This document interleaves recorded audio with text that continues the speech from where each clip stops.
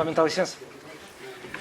Com a autorização de Sua Excelência o Vice-Chefe do Estado-Maior da Armada, Vice-Almirante Jorge Novo Palma, o Presidente da Academia de Marinha, Almirante Francisco Vidal Abreu, declara aberta a sessão solene comemorativa dos 50 anos da Revista da Armada. Vai usar a palavra o Presidente da Academia de Marinha.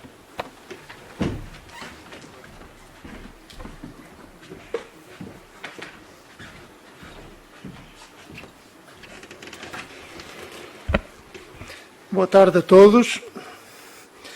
Já se aperceberam que falta aqui na sala uma pessoa importante que viria e vem presidir a esta sessão, mas como sucede tantas vezes nestes cargos, há aspectos que torpedeiam, digamos, todos os nossos planeamentos e as coisas não podem correr como nós gostaríamos.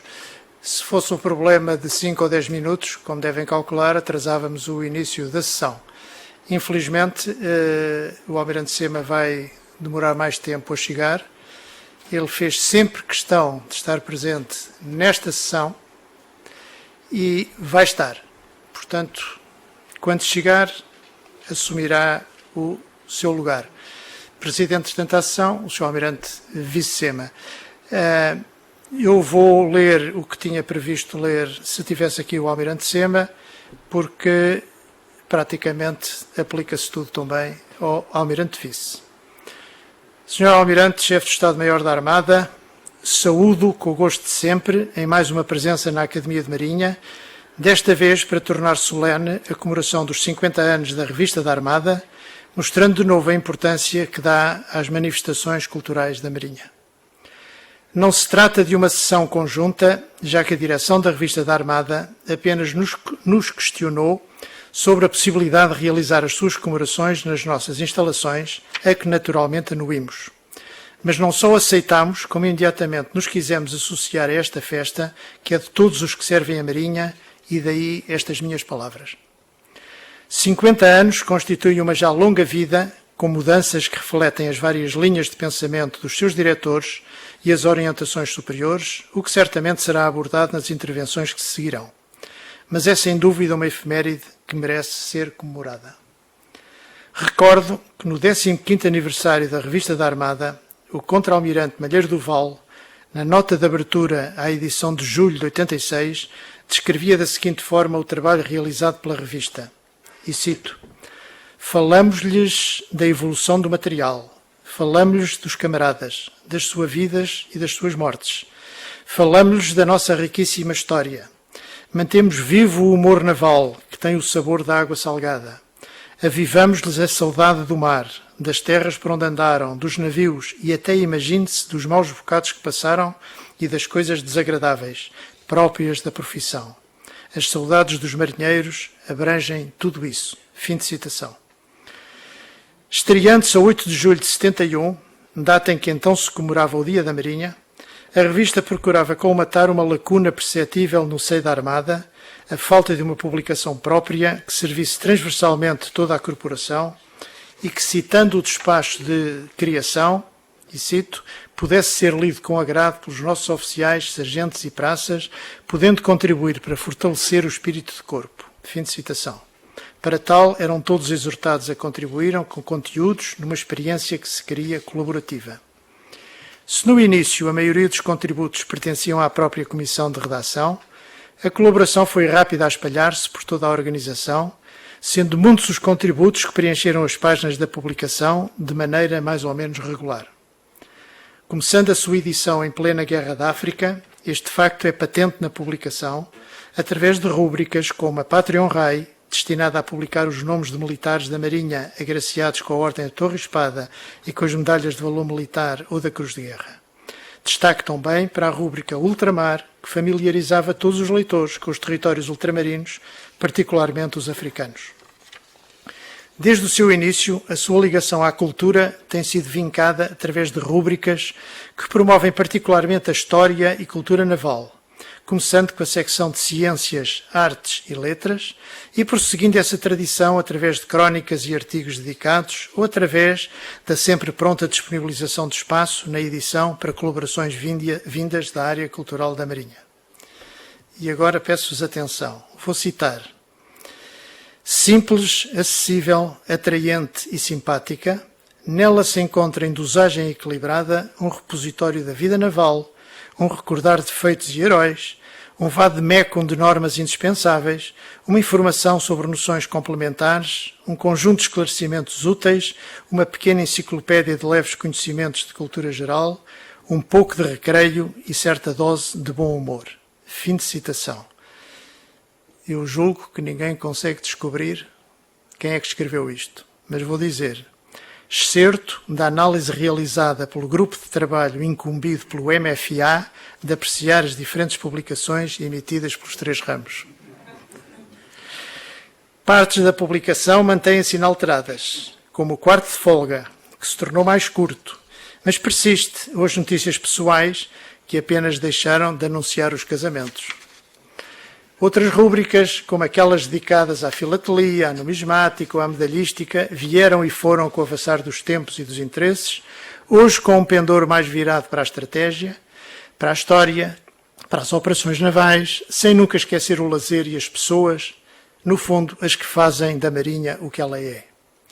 O que acabaram de ouvir foi apenas uma pequena introdução às comemorações a que a Academia de Marinha não podia deixar de se associar. Mas é imperioso que ouçamos os convidados de hoje e o seu diretor a darem-nos a sua visão, necessariamente muito mais completa, sobre o que foi, é e virá a ser a nossa revista. Parabéns à Revista da Armada. Muito obrigado.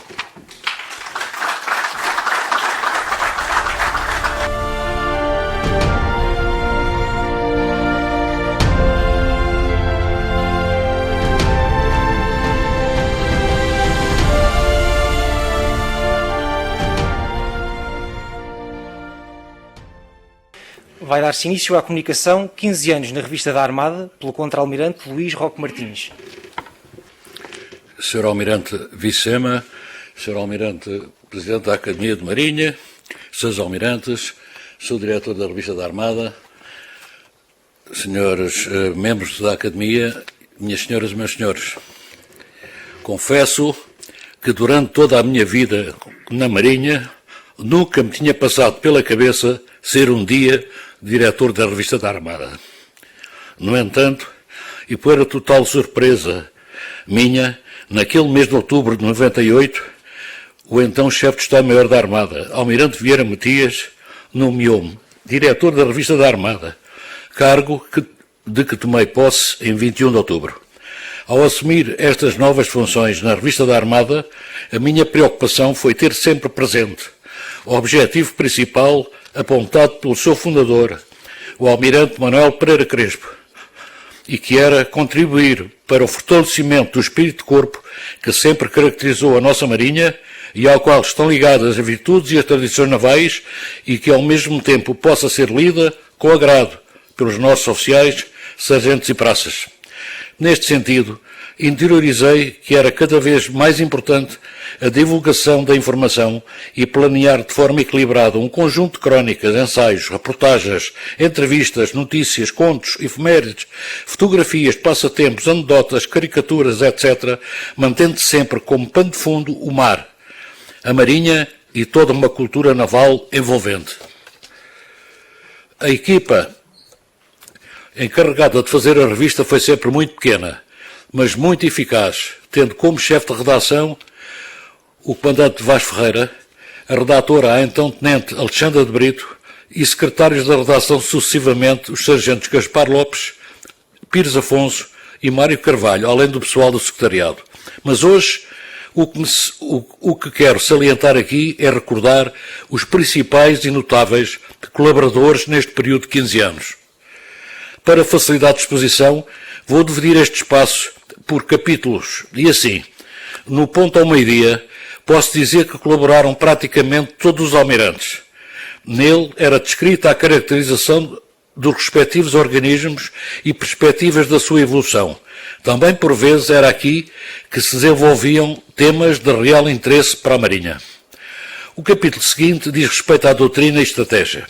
E aqui há que referir, em primeiro lugar, a colaboração do Almirante António Sacchetti, com mais de meia centena de artigos, incluindo 16 da rubrica Refletindo, onde evidenciou o seu superior saber e inteligência a par de uma permanente atenção à realidade do país e do mundo. À sua experiência, sensatez, integridade moral e amor à Marinha se ficou a dever escritos de incontestável valor. Também neste capítulo há que mencionar o Almirante Silva Ribeiro, que escreveu uma centena de artigos em que, para além da doutrina e estratégia, abordou a hierarquia da Marinha e compilou um conjunto de 12 textos sobre as virtudes militares destinado aos cadetes da Escola Naval, para além da série sobre a reflexão estratégica. De referir ainda, nesta área, a colaboração do Comandante Sardinha Monteiro, que se iniciou na revista com artigos da área de da navegação, e que depois enverdou pela estratégia, com cerca de uma dezena de textos, e onde o seu trabalho sobre Julian Stafford foi premiado. Escreveu ainda trabalho sobre a Sagres, navio que comandou de 2011 a 2013. No capítulo a seguir, que designarei Organização e Política Naval, vou considerar a colaboração do Comandante Serra Brandão, que em cerca de uma vintena de artigos nos mostrou a panorâmica internacional com ênfase no direito do mar. Não posso deixar de mencionar aqui um pequeno comentário que pedi ao Comandante Serra Brandão a quando do centenário da implantação da República.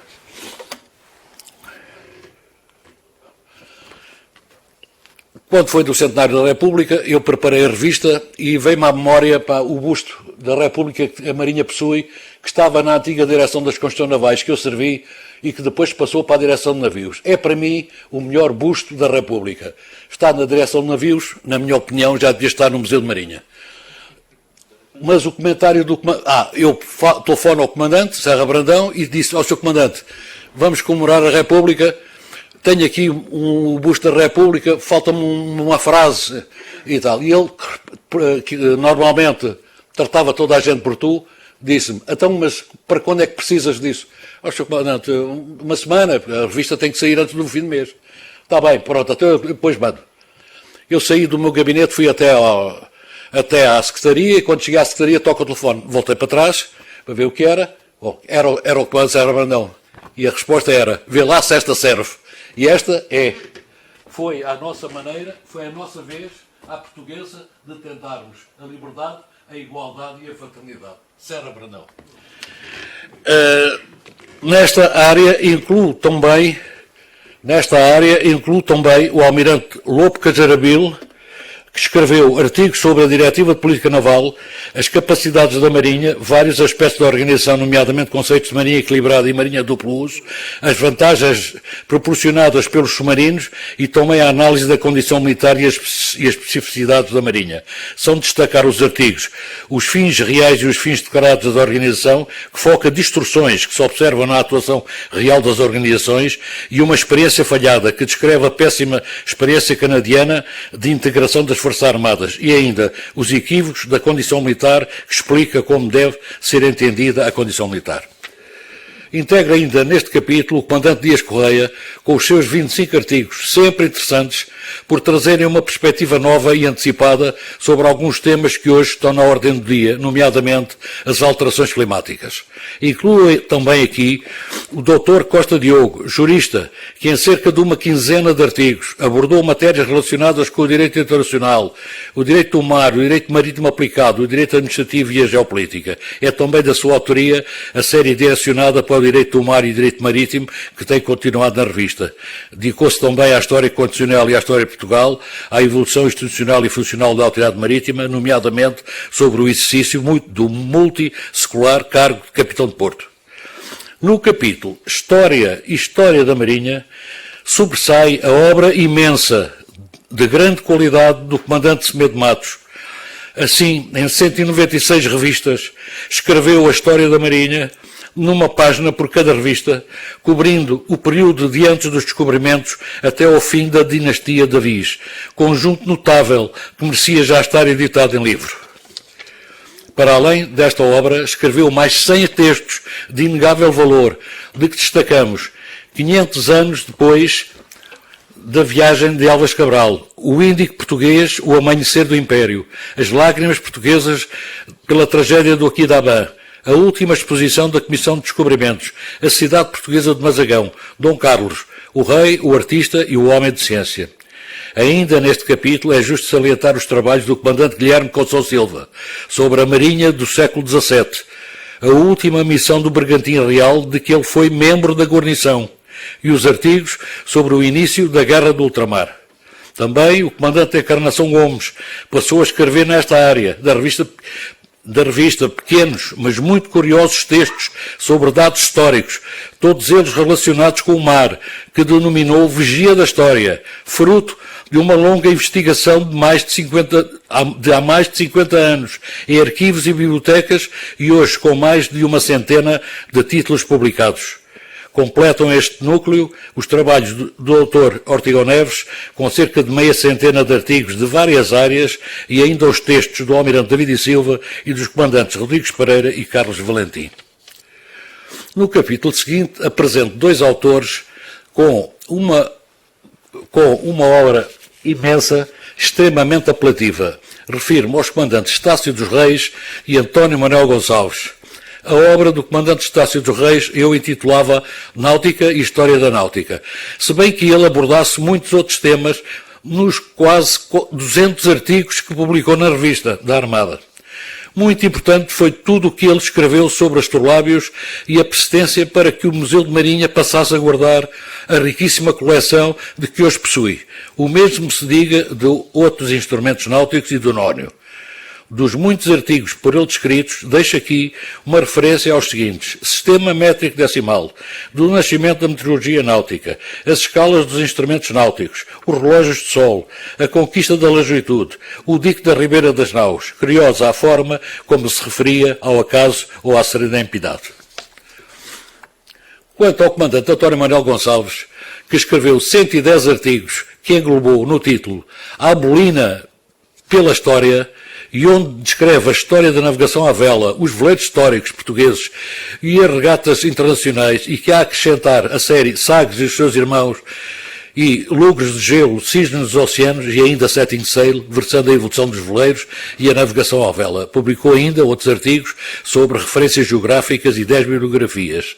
Mas sobre vela e navios de vela, julgo que teria esgotado a matéria. Entrando depois no capítulo Biografias, retive dois autores, o Contra-Almirante Leiria Pinto e o Comandante Moreira Silva, se bem que sobre biografias se tenham debruçado muitos dos autores já aqui mencionados. Assim, o Almirante Leiria Pinto publicou uma vintena de biografias sobre marinheiros ilustres dos séculos XIX e XX, nomeadamente os que se distinguiram nas áreas científica e cultural, a quando da implantação da República, nos conflitos mundiais e no pós-25 de Abril como chefe de Estado-Maior da Armada. É autor também de 26 textos sobre os navios da República, desenhados pelo pintor de Marinha Lemos Gomes, e de artigos relativos à expansão portuguesa no Oriente, ao património cultural da Marinha e a Timor português, de que foi o último capitão dos portos e comandante da Defesa Marítima. Quanto ao comandante Jorge Moreira Silva, ele é autor de 67 textos, dos quais 12 biografias de marinheiros ilustres e 31 crónicas bimensais que denominou Divagações do Marujo, relatando e comentando episódios pitorescos da sua vida de marinheiro. Destas crónicas é justo destacar as 6 referentes à missão do NRP Nemísio de Capelo em Timor, de janeiro a junho de 2000. No capítulo a que chamarei de entretenimento, não posso esquecer o Comodoro Dr. Luís Bronze, DOC, com o seu conto naval, que intitulou Histórias da Botica, e posteriormente Novas Histórias da Botica, que no conjunto prefizeram uma centena de artigos, e onde o autor expressou, numa extrema beleza, um singular sentimento humano. Recordo aqui o artigo O Perigoso Fuzileiro, que com uma belíssima ilustração do comandante Sousa Machado teve imensa repercussão na Marinha. Também neste capítulo deixo uma palavra para a tenente médica Ana Cristina Pratas, que começou neste período a sua rubrica Saúde para Todos e hoje, com quase uma centena de artigos, já descreveu a maior parte das doenças que nos podem afligir. E ainda uma palavra para o Almirante Nunes Marques, que com a sua rubrica Joguemos o Brides acompanhou estes anos da revista e que no seu conjunto já dá para um verdadeiro tratado. Deixei propositadamente para o fim o comandante Raul de Sousa Machado, fundador da Revista da Armada, onde colaborou permanentemente durante 34 anos até ao seu falecimento. Foi um artista muito completo, pois trabalhou todas as disciplinas das belas artes, exceto a arquitetura, mas foi na ilustração que mais se salientou. Não se pode esquecer a capa da primeira revista e toda uma série de ilustrações onde o seu traço inconfundível e uma enorme simplicidade preencheram as mais de 700 páginas da revista. A figura do Capo Pezinhos, criação do Almirante Malheiro do Val, mas aquele deu expressão ficará para sempre na nossa memória. O seu falecimento em 2005 constituiu para a Revista da Armada uma perda irreparável. Ainda em 2005, a Marinha nomeou pintor de Marinha a título póstumo. Aproveito o momento para deixar uma saudação especial a outros 3 ilustres colaboradores da Revista da Armada, entretanto falecidos e a quem a revista muito ficou a dever.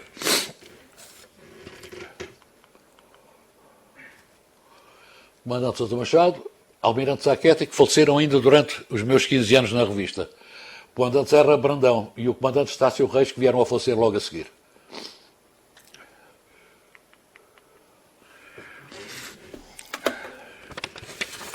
De referir ainda a utilização da contracapa, que logo no início do meu mandato à frente da Revista da Armada passou a divulgar peças do património artístico, científico e literário existentes nos organismos de marinha, acompanhadas por uma descrição adequada e que envolveram no total 51 obras. De seguida, a contracapa apresentou as seguintes séries: Faróis de Portugal, 34, Setting Sail, 14, Instalações da Marinha, 20, Navios da República, 15, Navios hidrográficos, 31, 100 anos dos submarinos em Portugal, 5, que terminou com a minha saída da revista. Em complemento, quero ainda mencionar as obras levadas a efeito nas eleições da revista em 2006, que eram muito exíguas e não satisfaziam os parâmetros necessários de conforto, funcionalidade e segurança. O projeto de modernização dirigido pela Direção de Infraestruturas concretizou-se com a expansão do arquivo e da biblioteca e seu reequipamento e o reordenamento dos espaços, envolvendo a totalidade dos gabinetes da direção, da redação, da secretaria e das instalações de apoio. Hoje, passado 15 anos, constitui uma obra de referência. Portanto, está aqui como a revista ficou e hoje está praticamente, com 15 anos depois, pode ir lá visitar, está exatamente na mesma. E agora, mesmo para terminar, não posso deixar de referir as 2 grandes exposições levadas a efeito na Casa da Balança. A primeira contemplou 35 anos, 400 números, apresentou em 14 expositores as melhores obras publicadas na Revista da Armada até então, agrupadas por temas e que, quando da inauguração, contou com a presença dos seus autores, dos vivos, está claro. A segunda exposição abordou o traço inconfundível do Comandante Sousa Machado e nelas estiveram expostas grande parte das obras do grande artista, numa organização conjunta da Revista da Armada e da Comissão Cultural da Marinha, na altura dirigida pelo Almirante Vilas Boas Tavares. Apresento de seguida uma série de imagens significativas que me parecem oportunas.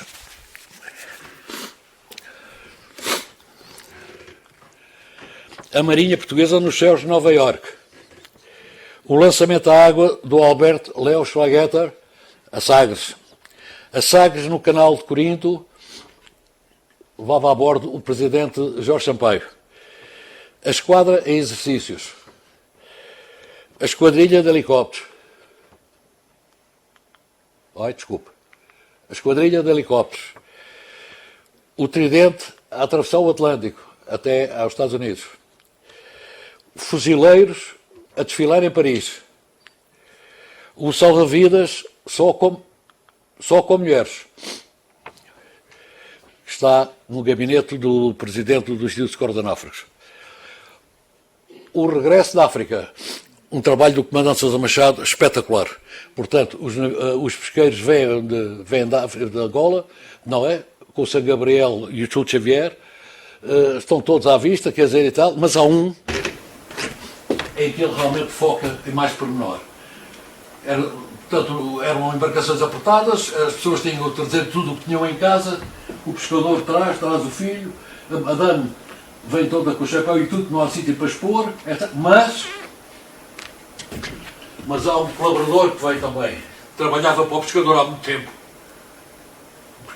O colaborador já com o cabelo branco. Isto é Portugal. Depois temos ainda o Almirante Marquês de Niza, em que a revista da Armada teve uma interferência grande e eu também, enfim, passo o elogio. O retábulo da capela, que muito dificilmente se consegue ver por causa da iluminação, não é? Mas quando foi restaurado, ao fim de 200 anos, um restauro que foi pago pela Misericórdia, se conseguiu tirar uma fotografia em que se vê perfeitamente a obra, que é belíssima, e está em muito bom estado. E para terminar, o retrato da Gina Lola Brígida, que foi oferecida ao comandante Vieira Coelho e aos seus oficiais na Pedro Escobar em 1962. Eu estava a bordo, era guarda-marinha, e esta fotografia ela escreveu a tinta. Hoje já não se consegue ler a tinta, mas no artigo que eu descrevi está a tradução de tudo que ela escreveu. O quadro está no Museu de Marinha, felizmente.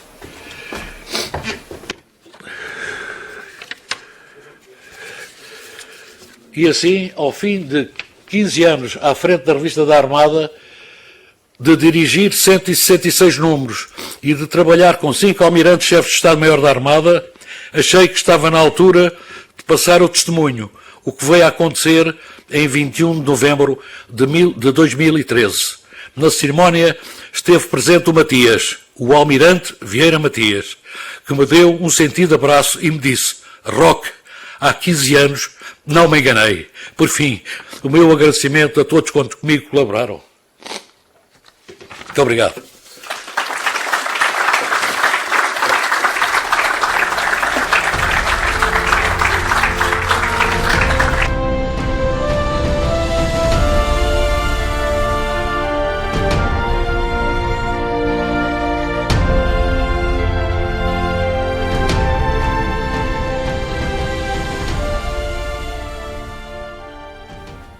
Vai dar-se início à comunicação a propósito do meu grande amigo Doc, um olhar diferente sobre a Marinha, pelo Comodoro Médico Naval Luís dos Santos Carvalho. Bom, antes de mais, eu queria agradecer quer à Academia de Marinha, quer ao atual diretor, a minha presença aqui, que é claramente imerecida, como o título vai provar. O título diz: a propósito do meu grande amigo Doc, um olhar diferente sobre a Marinha. E eu fui apresentado aqui, e muito bem, sou o diretor de saúde, como o Comodoro Luís Santos Carvalho. Portanto, senhor Presidente, eu tenho que dizer que venho falar em nome de alguém que está muito ligado à Marinha, mas não sou eu. E peço desculpa. Também tenho que dizer aqui com algum embaraço que os números que a revista da Armada me entregou dizem que o DOC escreveu 166 artigos. Portanto, o senhor Almirante Roque falou em 100, se calhar houve aqui um engano. 100 no meu tempo. 100 no tempo. Ok. I stand corrected. E então, eu queria, antes de mais, dizer isso, que eu vou falar pelo DOC. Eu tentei convencer o DOC a vir aqui, o DOC não quis. E como tal, como alguém tinha que vir aqui, e honestamente, quando vi o meu nome na lista, depois de tudo o que foi dito aqui, achei, mas porquê? Há tanta gente a escrever melhor que eu, a fazer melhor que eu. Portanto, humildemente vou aqui representar o DOC, e mesmo o DOC acha que deviam haver aqui outras pessoas. E então, eu próprio, com o meu nome, só tenho um artigo na revista da Armada, é este, que foi escrito em junho de 2000 e que se chama Coisas do Coração. Não é grande escrita, aliás o título é um pouco lamechas, exato, muito obrigado, coisa que se viria a acentuar, mas, de toda a forma, o artigo teve um notável apoio, vamos dizer assim, porque dizer outra palavra seria demais para aquilo que eu, na verdade, sou. O que eu me lembro é que, na altura, havia umas fotos, eu sou um grande fã de fotos, e tinha trazido de Timor umas fotos muito importantes, e achei que era importante ter as fotos lá, e por isso as fotos tinham que ter algum artigo. Mas agora, Sr. Almirante Vice, Sr. Presidente e Sr. Diretor, quando eu digo aqui que não sou o DOC, é preciso estar a perguntar ao DOC o que é que ele é. E eu confesso que desde que sei que sou que vinha para aqui, andei a perguntar ao DOC, DOC, como é que tu te defines? Eu vou ter este problema, DOC. Como é que eu sou o bronze, sou o Santos Carvalho, DOC é que nunca fui. Como é que eu agora vou dizer? Então o DOC, à maneira dele, mandou-me um poema. O poema é de um autor muito desconhecido e que vai continuar assim. E que talvez ajude as pessoas que tiveram vontade de vir aqui a ouvir alguma coisa sobre o DOC, talvez esclareça, é pelo menos esse o meu desejo, quem é o DOC. E então o DOC escreveu assim, está ali o poema. O título chama-se Outro. Tenho outro dentro de mim, capaz de sentir a dor que o mar impõe ao vento. Silencioso, mas sensível aos gritos das gaivotas, rindo-se do medo que os homens têm das tempestades, num cais presente ou imaginário. Não deixe sair este outro, que sabe pisar papel de seda sem o rasgar, e ouve o bater do coração dos homens falando de lugares distantes, que os próprios desconhecem e alguns nunca quiseram sentir. Não o deixe sair. Silencio com histórias de almas solitárias, marinheiros de navios que já foram ou ainda são, sempre prontos a contar a vida de solidão a que o mar obriga. Silencio com as canções de enjeitados e poetas que ninguém conhece e jamais conhecerá. Escrevo e volto a escrever para o conter, junto a anedotas e chalaças, baratas e com muito pouca graça. Histórias presentes e passadas, não deixe sair porque ele é triste. E eu não tolero a tristeza. E foi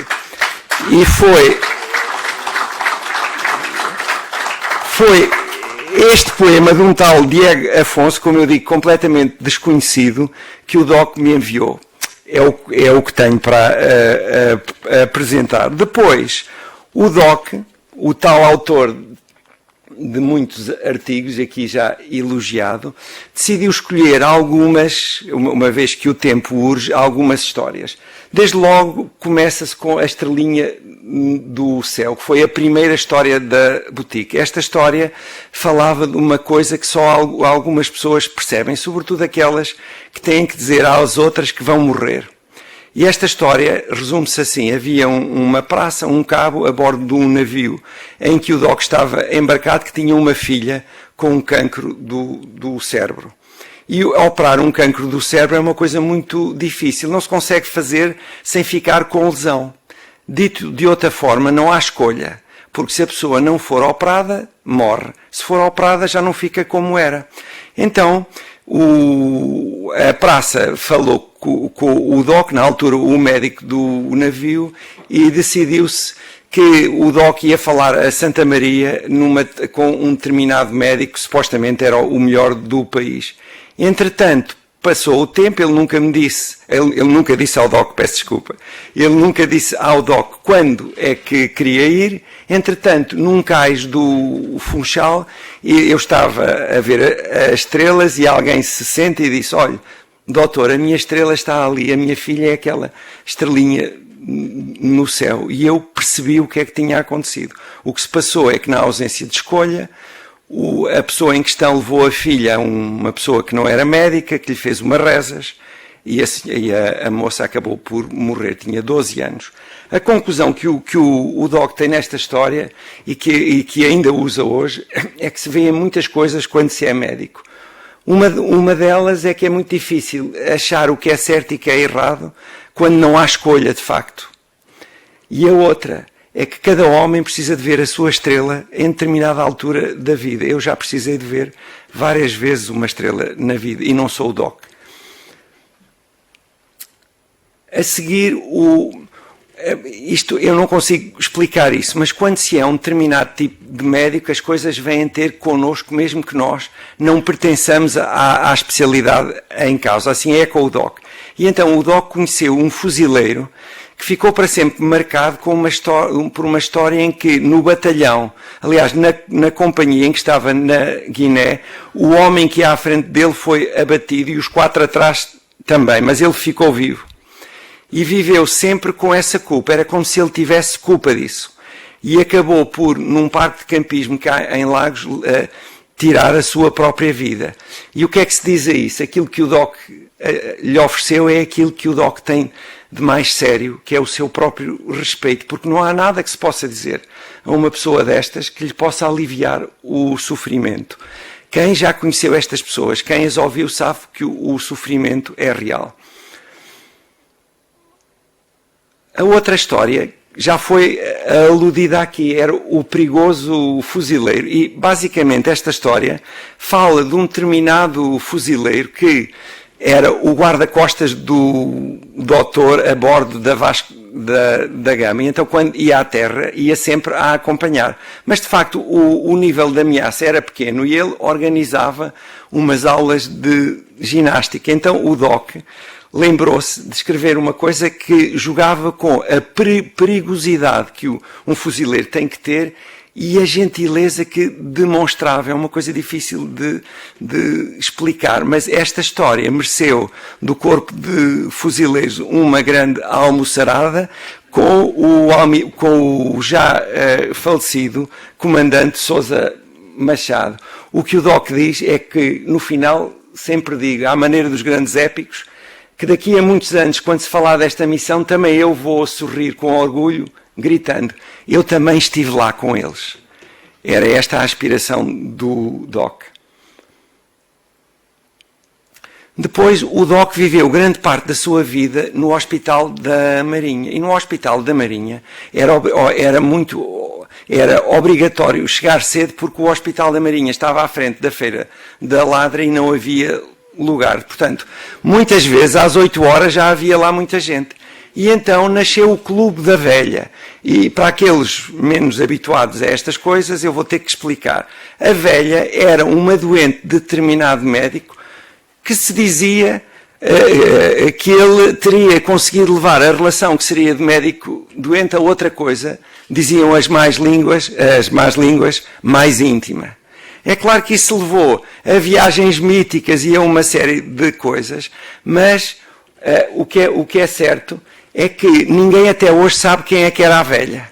Ninguém sabe quem era o médico amante da velha. Honestamente, não é importante. O que é importante é que o Hospital da Marinha tinha, e era esse o objetivo desta história, uma forma de estar que se perdeu. E que eu espero que quem leia esta história daqui por alguns anos se lembre que havia outra forma de estar na medicina militar e que, infelizmente, se perdeu. Acho que a velha, afinal, não era tão velha como se dizia e viveram felizes para sempre. No mesmo estilo, o Doc fez, no total, 4 comissões nos Açores. E numa delas havia um cirurgião capilar, porque os senhores aqui presentes sabem todos. Diga. O Doc não se importa de interromper por 1 minuto. Não, até que preciso de beber um copo de água, se me arranjarem um copo de água. Estava-me a lembrar disso. É que, de facto, o Almirante Sema já perdeu o Clube da Velha e eu não quero que ele perca mais. Será Almirante. Não, Sr. Almirante, eu devo dizer que não é o Bronze que está aqui, é o Doc. São outras pessoas. Eu já expliquei que eu venho fazer a pedido do Doc, que não estava disponível para estar aqui, mas quem fala é o Doc. E então, estava eu a dizer que na Marinha não há barbeiros. Quer dizer, a menos que eu tenha passado pela Marinha estes anos todos e houve coisas que de certeza não sei, porque não tive o benefício de fazer a escola naval. Isto é para si, Sr. Almirante. Mas, de toda a forma, não conheço nenhuma especialidade que seja de barbeiro. É artilheiros que cortam o cabelo, taifas que cortam o cabelo, até já havia um motorista que ocasionalmente cortava o cabelo. De modo que a Marinha não tem nada disso. A Marinha o que tem é uma especialidade médica muito importante que dá pelo nome de cirurgia capilar.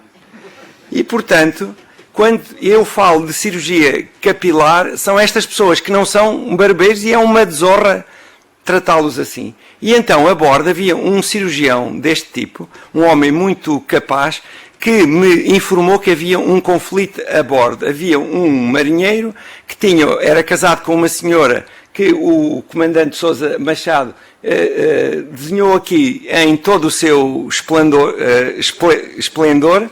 E então, o irmão, quer dizer, o cunhado estava interessado na cunhada, e isso era grave. E ele veio pedir a minha ajuda e eu disse, eu sou médico, quer dizer, o doc disse, é médico, o que é que vai fazer? E ele disse, deixe comigo.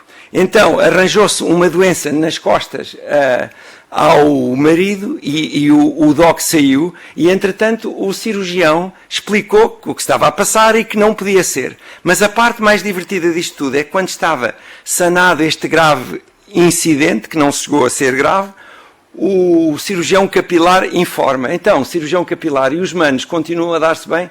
Sim, senhor, ficámos todos mais amigos, respondeu ele a sorrir, e eu também, com a irmã da jovem que o doutor conheceu, que é tão bonita como ela. Portanto, o cirurgião capilar, de facto, chamar barbeiro a alguém que faz estas coisas é uma injustiça que nunca deve acontecer. Outra coisa que aconteceu enquanto o Doc esteve nos Açores foi que o Doc era guarda-redes e havia outras pessoas e decidimos nos 4 meses entrar num torneio de futebol. E então havia 2 pontas de lança, um era da Amadora e tinha uma cor a condizer e o outro era louro. E então a equipa começou a ganhar tudo. E a equipa apareceu na revista da Armada como o Canário Negro, que era a alcunha que esse marinheiro tinha, e a equipa Café com Leite que ganhou o torneio. E é que o Doc lembra que ultrapassada a barreira da pele somos todos iguais, sobretudo no que toca ao sofrimento e à dor. E, portanto, a Marinha, e a história aplica isso, a Marinha tem esta honra de ter integrado pessoas de todas as cores, de ter pessoas agora do sexo feminino e das coisas terem corrido aqui muito, muito bem, e é o Doc que o diz. Portanto, esta história eu também guardo bem. Depois, o Doc sempre gostou de letras. E um dia foi ao Alfeite, e eu quero dizer aqui que tenho uma paixão pelo Alfeite, que é provavelmente a única zona preservada da margem sul, e encontrou lá um grumete e disse, então o que é que está aqui a fazer? E ele disse que estava a riscar o céu. E esta história prova que mesmo um grumete pode tornar a vida única, pode ser poeta, e que o saber riscar o céu é uma arte que se deve praticar na Marinha. Ver para além daquilo que se vê e acreditar, sobretudo, naquilo que não se consegue palpar. Depois, isto torna-se muito pessoal e eu espero conseguir fazer isto sem ter uma grande emoção. O Doc tem um filho com uma doença crónica que teve internado 1 ano. E um dia, quando lhe pediram a história, fez esta história, era ainda diretor o Almirante Roque, e nesta história pôs um excerto de uma filha que tinha na altura 10 anos. E a filha escreveu, ali às tantas, que a história chama-se A Rainha do Mundo, e ela diz que se fosse a Rainha do Mundo, uma das coisas que fazia era fazer crescer o cabelo da irmã, que com tanto stress que vivia à casa começou a perder o cabelo, e a outra coisa que ela queria é que o irmão viesse para casa. Esta história, eu devo dizer aqui, teve muitas críticas de muita gente. Devo dizer mesmo de algumas pessoas que trabalhavam comigo, mas teve um apelo que o Doc nunca esquece e fez com que alguém, um tal Silva, que escreveu uma carta ao Doc, que está emoldurada lá na casa do Doc, e que eram umas palavras que dizia que o Doc escrevia muito bem, o que não sei se é verdade, se não é, mas que as histórias dele aqueciam a alma e desejava muito boa sorte. E eu não podia deixar de trazer isto aqui. Posso dizer que o cabelo cresceu e o meu filho achou alguma paz. Mas achei que esta história tinha que estar aqui. Depois, o Doc era muito gago. Como se vê, já não é. E um dia, houve um determinado médico que fez uma apresentação, tinha o filho internado e as coisas não estavam bem, e foi muito criticado por um médico. E então o Doc faz uma história a seguir, em que diz que, e eu também gosto muito desta história, que a história do Doc se funde com estas histórias que o leitor da revista tem vindo a conhecer, e que cada história incorpora os defeitos físicos que cada um de nós herda e que não devemos nunca ser criticados por isso. Isso é ser antipessoa, eu uso dizer que é ser antimarinheiro. E não é o nosso modo de estar, nem nunca deve ser. A Marinha é, por definição, e eu penso que o Doc interpretou bem a Marinha, inclusiva. E eu, por exemplo, conheço oficiais muito gagos que estimo imenso. E não há motivo nenhum para que isto seja valorizado. Acabei por achar paz, depois de algum tempo, com a pessoa que me criticou. Depois, outra história que não podia deixar de trazer aqui foi a de um tal cabo, um marinheiro taifa, que à força de tentar ter filhos, adotou um filho de Cabo Verde, um filho negro. E esse homem sofreu imenso. E eu costumava dizer-lhe, eu moro na Amadora, onde grande parte das pessoas tem outra cor, que afinal cada um de nós é fruto da generosidade de muitos, e somos todos, ou bem, quase todos, de uma só cor, a cor da amizade. E era esta a mensagem que eu queria passar com esta história. Depois, eu gosto muito, aliás, o Doc gosta muito de faróis. Os faróis são lugares míticos entre o mar e a terra. São sítios para se escrever boas letras e para se ler bons livros. E muitas vezes eu levo as pessoas que nos visitam a faróis. E então a história diz que quando se está num farol, se escreve num promontório ousado, de onde faroleiros, os homens do mar e os poetas sentem o mar e a vida. E é bom que a Marinha tenha os faróis, porque eu acho os faróis extremamente belos.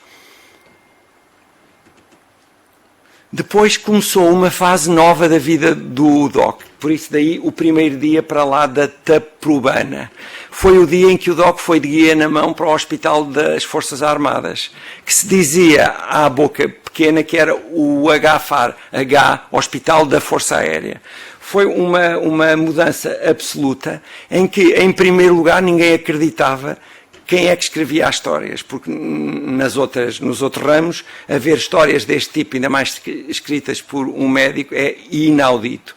De modo que isso motivou algumas histórias a seguir, sendo que uma que foi bastante triste, foi esta que também há gaivotas no Lumiar, porque nada do que se passava no HFAR tinha a ver nem com a cultura da Marinha, nem com a cultura da saúde naval. E as más línguas dizem que ainda está assim. De modo que isto era uma história muito nostálgica, em que, e aconteceu com todos nós, porque o Hospital das Forças Armadas, perdoa-me aqueles que pensam de modo distinto, não tem absolutamente nada a ver com a nossa forma de estar. Isto foi evoluindo até que, eu tive que falar em público e alguém me chamava repetidamente comandante Mar e Guerra, quando eu era capitão de Mar e Guerra, até que eu disse, homem, chame coronel da Marinha.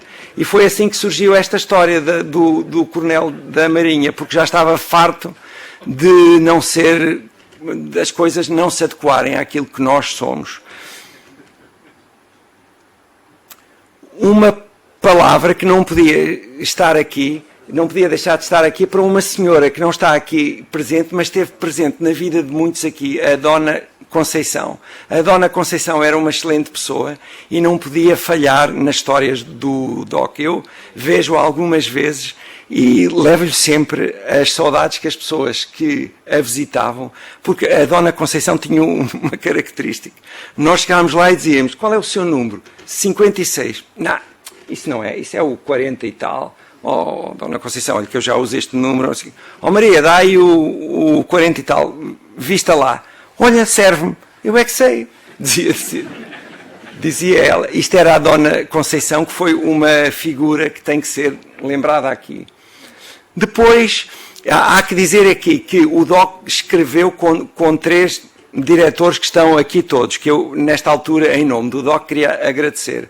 Aqui o Almirante Roque Martins, o Almirante Mina Henriques e uma pessoa que depois que eu vinha a conhecer numa altura em que eu não sabia falar em público, tinha a mania de andar assim, coisa que já não faço, é raro. E que ele me criticou severamente. Aliás, por pouco não dizia que eu não cumpria o formalismo. Mentiras, porque eu até respeito bem a hierarquia. Que se chama Valente dos Santos e que está ali, mas que foi sempre um grande amigo meu. Também tive, para além do Sousa Machado, o comandante Encarnação Gomes, tive o Dr. Croca, de boa memória, e agora ainda tive algumas histórias com o arquiteto Paulo Guedes. E o arquiteto Paulo Guedes tem uma característica que o Almirante Sousa Machado também tem, é que com o Doc aconteceu que as histórias tornaram-se muito complexas. E a primeira história com o arquiteto Paulo Guedes foi esta, que se referia a um poço que havia em Azeitão, um poço muito antigo, em que a pessoa gritava para lá e ouvia uma voz que era igual à sua, mas não bem a mesma. E então, num escrito antigo do Doc, isto estava como o poço das almas, porque era o eco das almas. E esta história alerta para o facto que, com o Hospital das Forças Armadas, as pessoas que precisavam de cuidados antes da ida final, antes da viagem final, não tinham. Então o Doc estava a receber muitas mensagens de familiares que eram internados, nomeadamente em hospitais privados. Depois não avisavam as pessoas e, passado 7 dias, apresentavam-lhe contas de 8 e 9 mil euros. E este texto alerta para o facto que não era preciso, no Hospital das Forças Armadas, ter cuidados continuados. E eu acho que este artigo, este desenho, saiu muito bem. E o Doc diz que lhe faltam as artes mágicas do Poço dos Ecos. Falha-lhe a comunicação para o além e o peso das palavras necessárias para convencer a alma dos homens de hoje a ouvir os ecos dos antigos de amanhã. Porque os antigos de amanhã somos nós. E hoje em dia eu vejo cada vez mais isso, infelizmente aqui na Marinha, que não há o respeito pelos antigos que devia haver. Os antigos seremos todos. Os que tiverem sorte, porque eu tive um almirante que viveu até aos 105 anos, que dizia esta frase que eu gosto de me lembrar sempre: a velhice é difícil, mas as alternativas são bem menos agradáveis.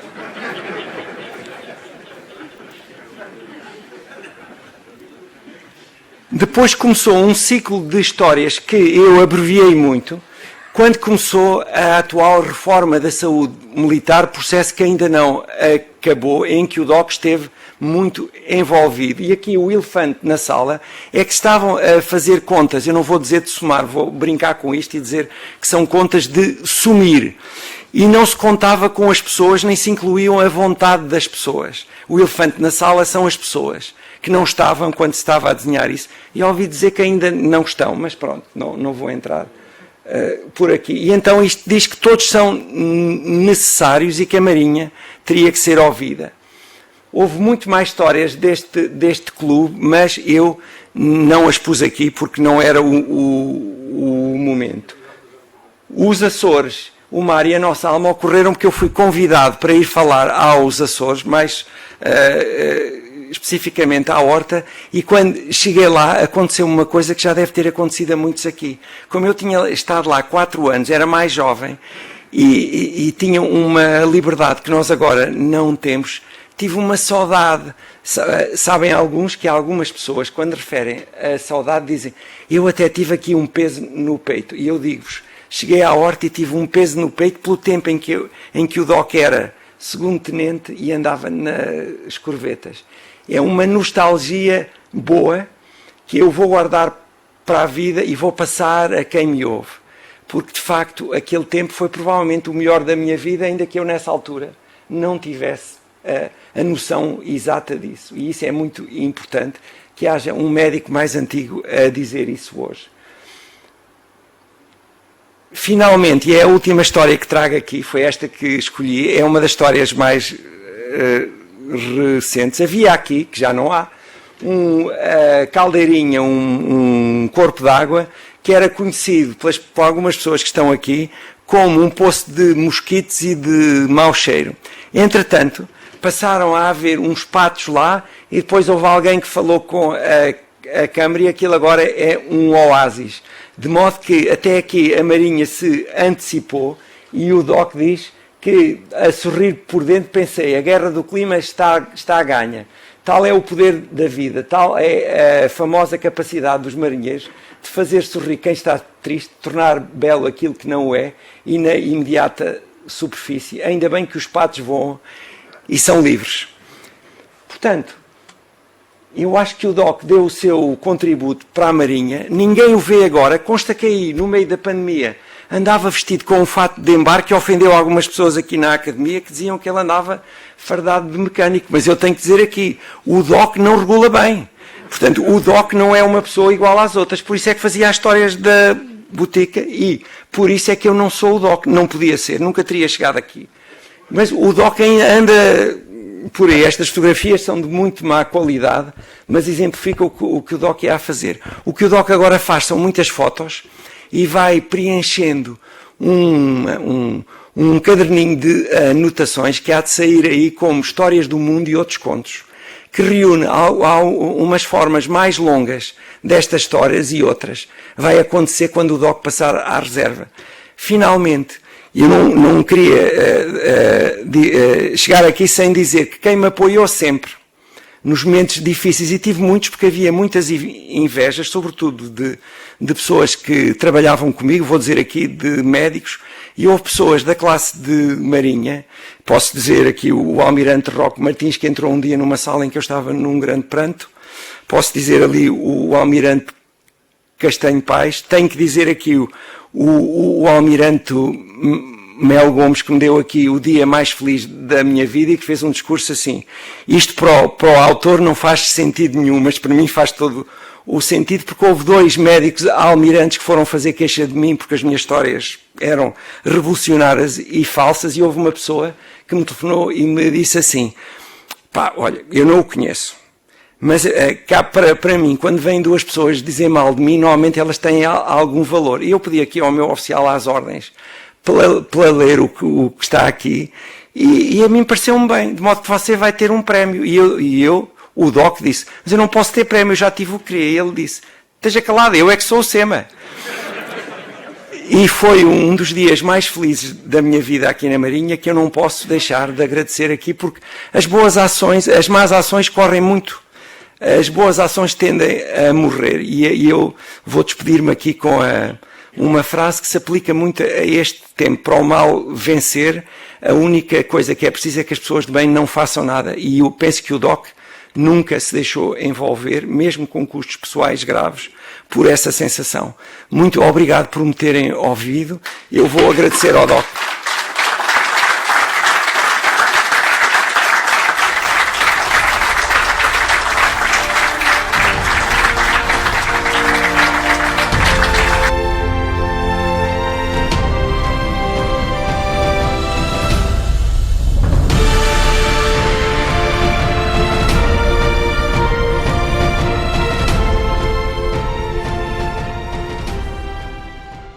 Vai dar-se início à comunicação, síntese da minha colaboração ao longo dos anos com a revista da Armada, pelo capitão de fragata Luís Semedo de Matos. Excelentíssimo Sr. Almirante-Chefe de Estado da Armada, Excelentíssimo Sr. Almirante Vidal Abreu, Presidente da Academia, Srs. Almirantes, membros da Academia, académicos, minhas senhoras, meus senhores, senhor diretor da revista, Sr. Almirante, diretor da revista da Armada. As minhas primeiras palavras, aliás, são de agradecimento ao Sr. Almirante, Contra-Almirante Ramos Borges, pelo amável convite que me dirigiu para falar nesta sessão comemorativa do cinquentenário da revista. E fê-lo sem me pedir um tema específico, mas apenas para que desse testemunho da minha própria experiência enquanto colaborador permanente durante mais de 2 décadas, com perto de 300 artigos publicados. É um convite que muito me honra e que agradeço encarecidamente. Muito obrigado, Sr. Almirante. Entrei na revista da Armada pela mão do Comandante Rodrigues da Costa. Hoje em dia, um especial amigo. À época, chefe de redação, com o Almirante Félix António como diretor. Fez-me o convite ainda no ano de 1993 e deu-lhe um ênfase muito especial a quando de uma cerimónia que teve lugar no verão desse ano na Escola de Fuzileiros. Aproveitou certamente a presença do diretor da revista e do próprio SEMA. Nesse tempo, a revista era um órgão do gabinete do SEMA. E lembro-me bem de termos conversado sobre uma proposta que eu estava mais do que convencido em aceitar.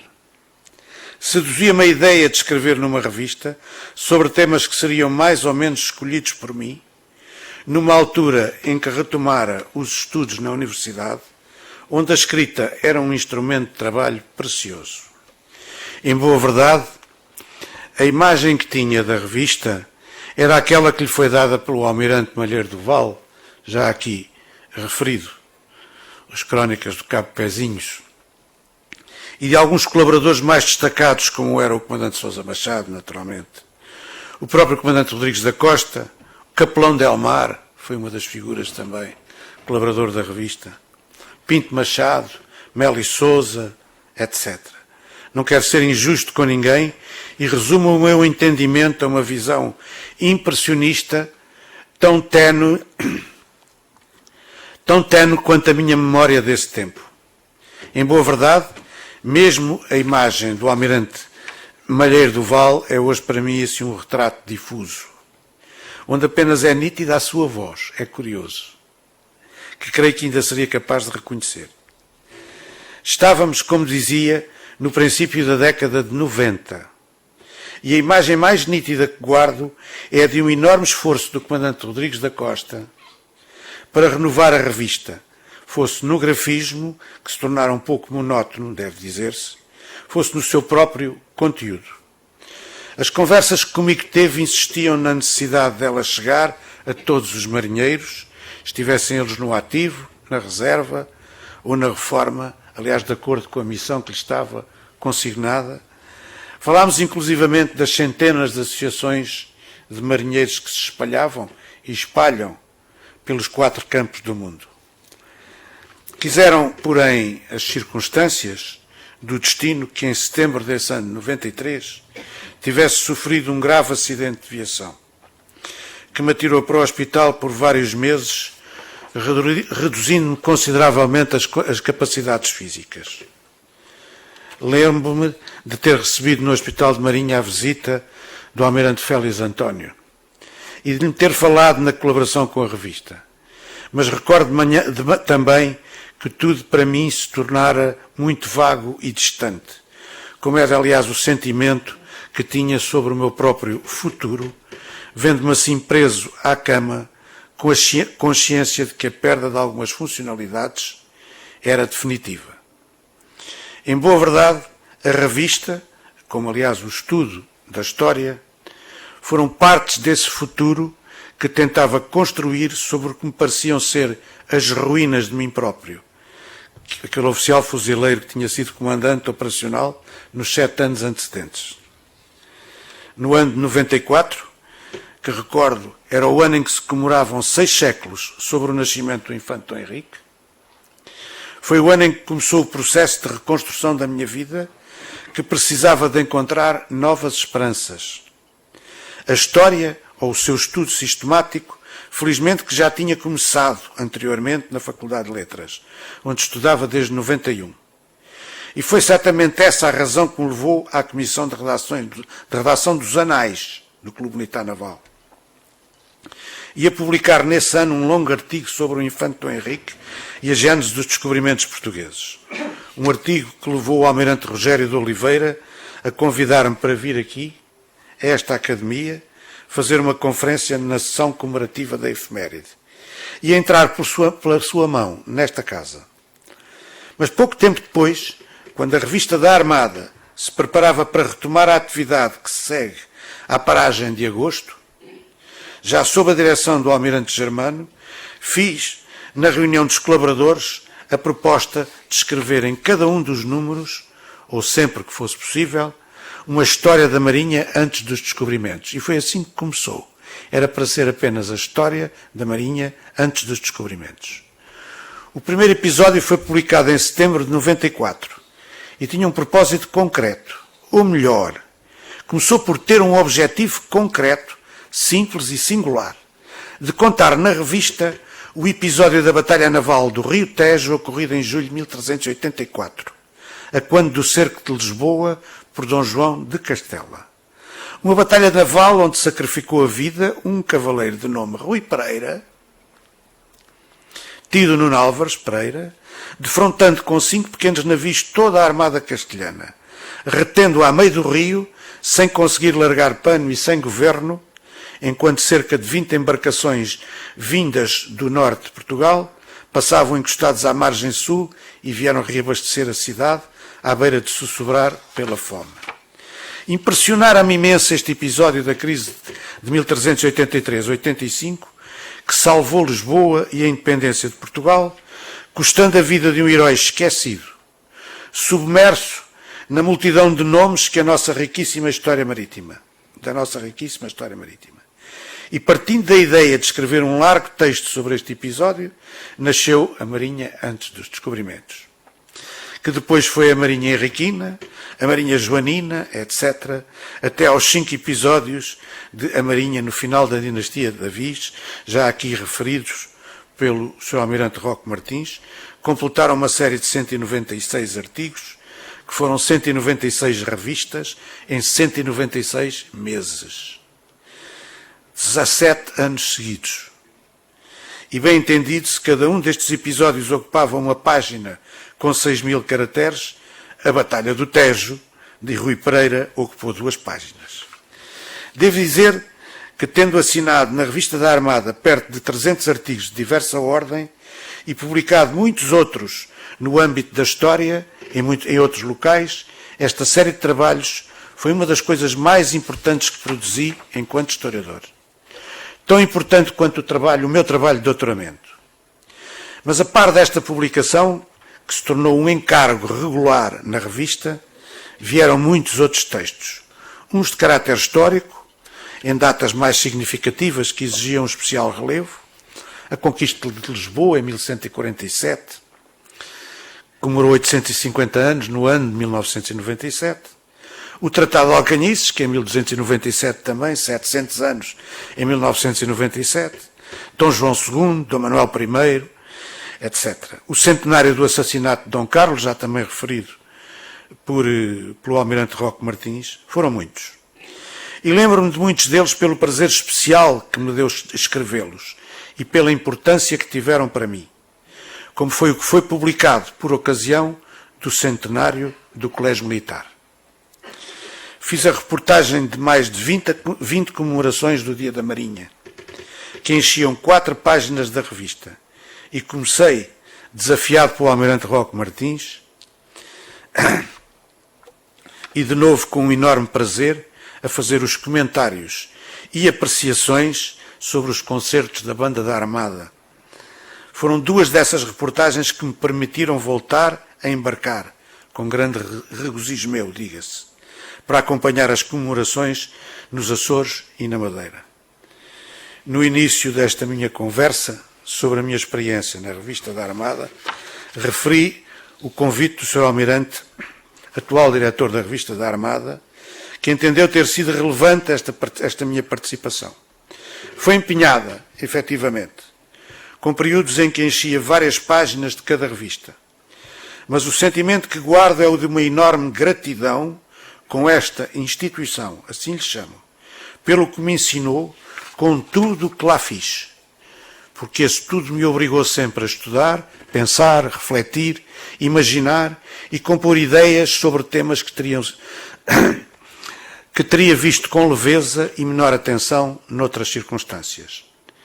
Se a escrita em língua portuguesa é, a meu ver, uma aprendizagem constante que nunca acaba, um processo contínuo que terá como limite o nimbo dos nossos grandes mestres, aquelas figuras intemporais na sua obra, tocada por dons sobrenaturais, que nunca nos podemos dispensar de ler e revisitar. São modelos inalcançáveis de beleza e estilo. Mas num outro nível, mais terreno e normal, a escrita está ao alcance de quem se dispõe a trabalhar sobre ela, com muita leitura e muito treino. É um caminho penoso dos que não nasceram com os talentos dos mestres, calcorreado em frente do computador, fazendo e desfazendo, consultando dados aqui e ali. Um caminho que continuo a tentar fazer, mas onde beneficiei dos trilhos que me foram abertos nas páginas da revista da Armada, que me ofereceu a disciplina de uma produção persistente e permanente, que me obrigava à clareza expressiva e à procura de um estilo. Proporcionou-me os instrumentos indispensáveis ao que hoje é o trabalho próprio de um historiador: estudar e escrever. Leio com alguma nostalgia os artigos que escrevi em 94, 95, mas quando os comparo com aqueles que foram publicados em 2000, 2010 e 2020, é, para mim, evidente tudo o que a revista me deu e que lhe agradeço encarecidamente. E não seria justo se neste meu testemunho pessoal de uma colaboração longa não recordasse algumas pessoas que foram a companhia desta caminhada de mais de 20 anos de colaboração intensa. Sobretudo porque muitos deles foram agentes ativos neste processo. Já referi o comandante Rodrigues da Costa, que foi o primeiro responsável desta aventura. Muito obrigado, Sr. Comandante. Mas seguiram-se outros chefes de redação, como o Comandante Gurjão, e agora, até há pouco tempo, até há cerca de um mês, o Comandante Vaz Ferreira, que já estava na revista há um bom par de anos também. E os diretores foram bastantes, apesar de tudo. Desde o Almirante Félix António, que me abriu a porta, até ao Almirante Ramos Borges, atual diretor. Mas é incontornável que realce a longa convivência com o Almirante Roque Martins, que dirigiu a revista por mais de 15 anos. Foi para mim o tempo de maior produção e de maior aprendizagem também. E devo à forma como ele conseguiu levar-me a escrever sobre assuntos que nunca imaginaria que alguma vez pudessem vir a ser temas da minha reflexão e escrita. Os comentários sobre a banda, por exemplo, os artigos sobre obras de arte e exposições, foi um mundo de interesses que podiam não me ser indiferentes, mas nunca seriam objeto de estudo suficientemente aprofundado para sobre eles escrever. Porque as coisas são assim mesmo. São exatamente como digo. Pouco ou nada sabemos de um assunto, por mais simples que seja, se não o estudarmos com atenção e empenho, lendo, buscando, compreendendo o que não está à vista. E este princípio fundamental, se não o aprendi na revista da Armada, foi com ela que o consolidei e fortifiquei. Mas há ainda outra pessoa que devo referir com ênfase, porque ela também testemunhou de perto toda esta riquíssima experiência pessoal, durante quase todo o seu percurso. Refiro-me à redatora, Comandante Alexandra Brito, que entrou na revista como aspirante em 1995 e que lá se mantém passados 26 anos, interrompidos apenas pela frequência do curso da Escola Naval, para entrar para o quadro permanente, onde foi minha aluna, diga-se de passagem, e pelo curso de promoção oficial superior. Como digo, foi testemunha muitas vezes ativa e participante na preparação de quase todos os trabalhos, com uma paciência infinda, procurando dados, sobretudo imagens, naturalmente, mediando as conversas com a gráfica, com o Sr. Hernani Lopes, com o Nuno, e gerindo os prazos com o diretor. A revista foi, portanto, uma parte muito importante da minha carreira de 44 anos na Marinha, a par dos 26 anos de docência na Escola Naval, comandante-instrutor nos fuzileiros e de muitas outras funções. Foi sobretudo aquilo que me permitiu continuar a sentir-me marinheiro, que sempre foi a condição elementar desta minha relação com a sagrada instituição que é a Marinha. Foi também com a companhia permanente da revista que me fiz historiador. Historiador do mar, que é a única atividade que continuo a exercer de forma permanente. E se era a minha experiência, enquanto seu colaborador, que devia falar na comemoração dos 50 anos, creio que a resumi bem explicando a importância que desempenhou na transformação da minha carreira em 1993 e em tudo o que fiz desde então até o presente. Muito obrigado pela vossa atenção.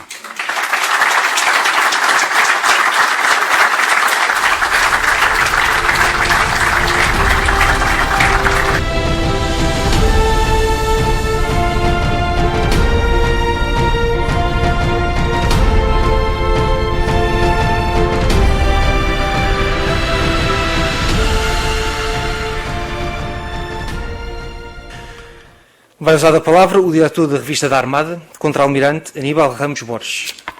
Almirante, licença. Boa tarde,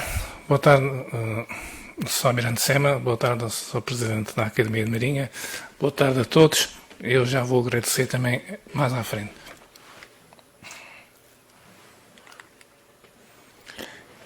Isto é só para a minha orientação, a agenda que eu vou seguir nesta apresentação, espero que não seja longa.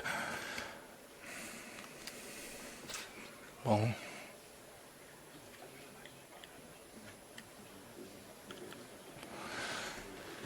Começando então pelos agradecimentos. Em primeiro lugar ao Sr. Almirante Sema por estar presente e de conferir solenidade a esta comemoração. Ao Sr. Presidente da Academia de Marinha, porque desde que eu vim aqui bater à porta deu todo o apoio e nos franqueou as instalações para esta sessão comemorativa. Muito obrigado. Aos oradores que me precederam, portanto, eu não combinei nada com eles tiveram livre-arbítrio para dizerem o que não havia um guião, mas acho que com as palavras de abertura do Sr. Almirante Vidal Abreu e depois com as palavras dos três oradores, acho que o que eu vou dizer, tudo se completa. Aos académicos presentes, obrigado. Aos ex-diretores da revista, aos colaboradores que escrevem para a revista, aos leitores, ao Gabinete de Comunicação, Informação e Relações Públicas do Gabinete do Almirante Sema, que contribuiu para eu apresentar... Está a correr mal.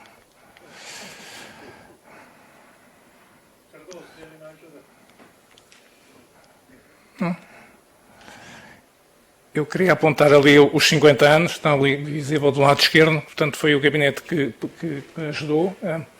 À minha equipa, que é pequena, como já foi referida, mas que pronto, conseguimos levar a bom termo todos os meses da revista, aos convidados que tiveram também, que me honraram com a sua presença, aos diretores e diretores em substituição das outras revistas militares, à minha família, ali a minha mulher, ela sabe bem o tempo que eu roubo ao convívio familiar para me dedicar de coração e alma a esta revista, à família naval, somos todos nós, e vou referir outras pessoas mais à frente.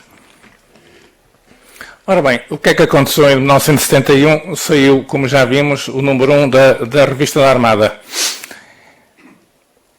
Este foi o número 1, já foi aqui falado. Eu vou-me deter em pormenor, fazer um close ali desta capa do número 1 da revista. Primeiro, mostra aqui esta ilustração a quem é que se dedicava à revista: oficiais, sargentos, praças, unidades navais e unidades em terra, os fuzileiros, e também o pessoal civil. Temos ali um elemento do pessoal civil. Agora vou chamar outra atenção também para o que está aqui na capa. Na capa está...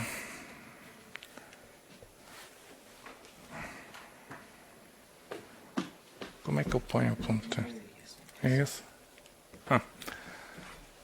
O ilustrador, já falei aqui muito falado, o Comando Sousa Machado, depois mostra o navio que era a coqueluche da altura, uma corveta, que tinham acabado de chegar à nossa marinha, como tinha as primeiras, esta é uma corveta da primeira série, havia 6, portanto, e na outra coqueluche que eram, na altura, as máquinas de escrever eletrónicas.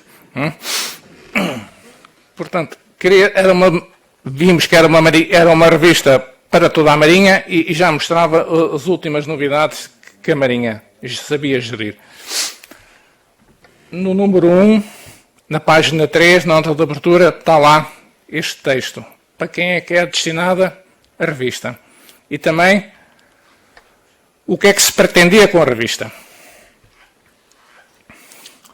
Portanto, a revista era para todos, era aberta, franca, incentivava o amor pela profissão, havia que recordar o passado e o orgulho nesse passado, e havia que instruir, esclarecer, informar e distrair. Acho que é isso que sempre fizemos e vamos continuar a fazer.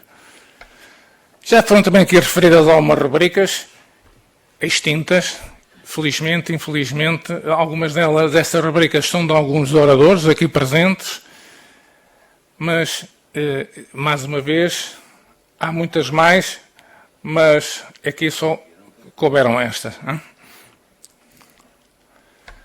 E vou falar então a quem é que eu vou agradecer também. Aos desenhadores que acompanharam a revista nestes 50 anos.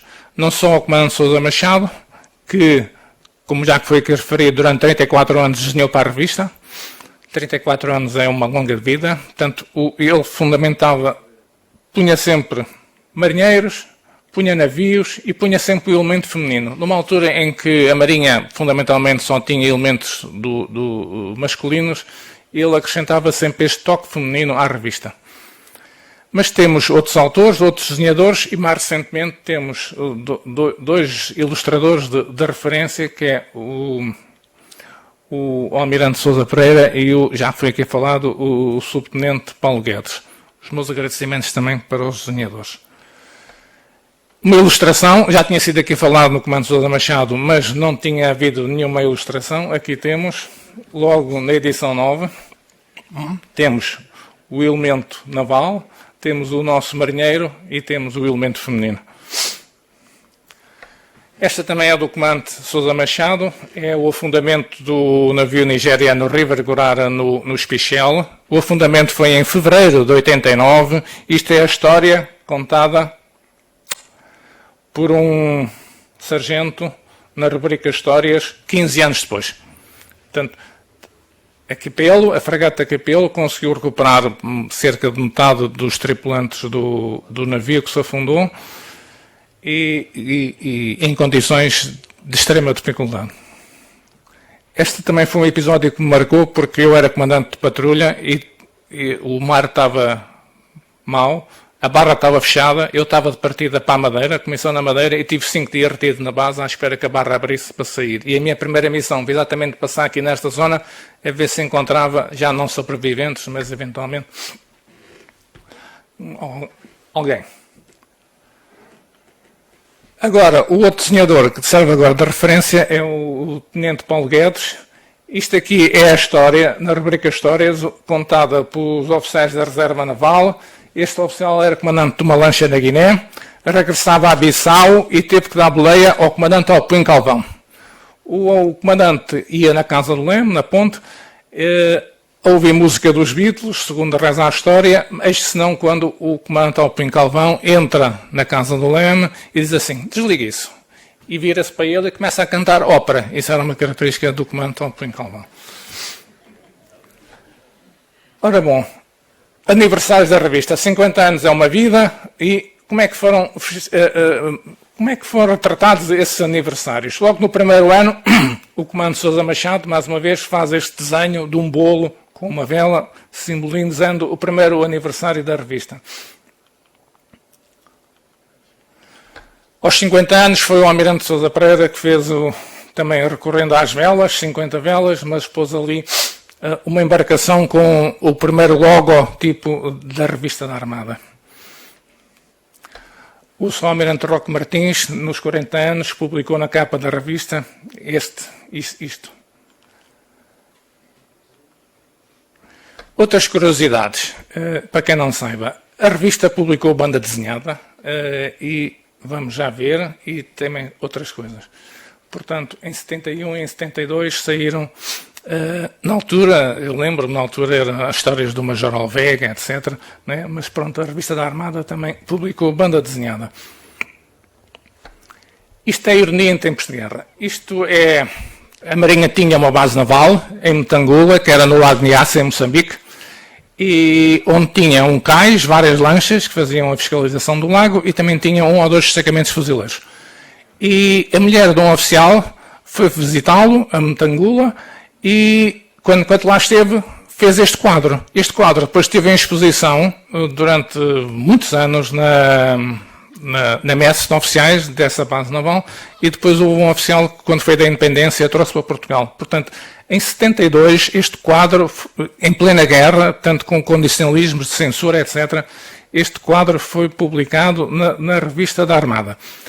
E depois, já no tempo, julgo eu, do Almirante Roque Martins, apareceu o mesmo quadro a cores e a explicação, essa explicação que eu agora contei, da mulher ter pintado o quadro, aparece em 32 anos depois.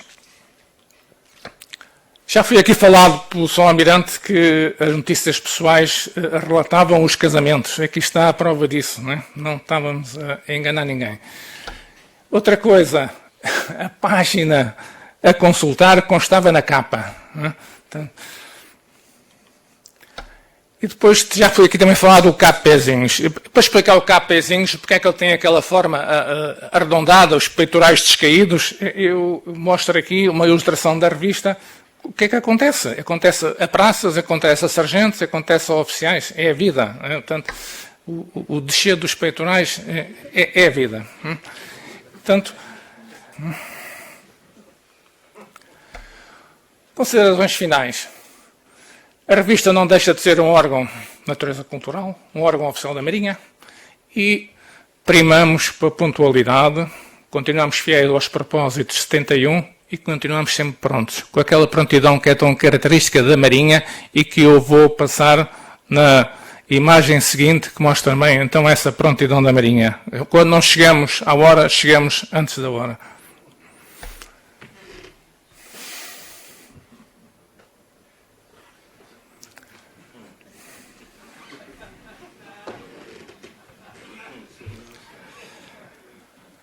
Mais um desenho do Comandante Sousa Machado. E pronto, com isto termino. Muito obrigado a todos.